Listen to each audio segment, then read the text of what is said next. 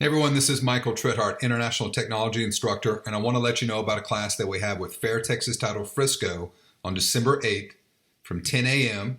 to noon Central Time, and this is the first page of Google with custom maps. Now, if you have never done a Google MyMap, this class is going to blow your mind. Blow your mind in a good way. You're going to find out how easy it is to get to the first page of Google. All you have to do is create a Google Custom MyMap. And everybody goes, well, yeah, that sounds pretty easy. I have no idea what you're talking about.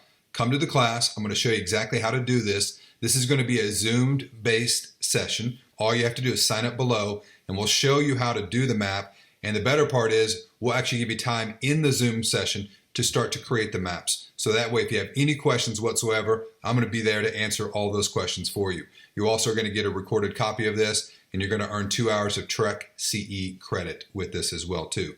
So see you on December 8th from 10 a.m. to noon to learn how to get to the first page of Google with ease.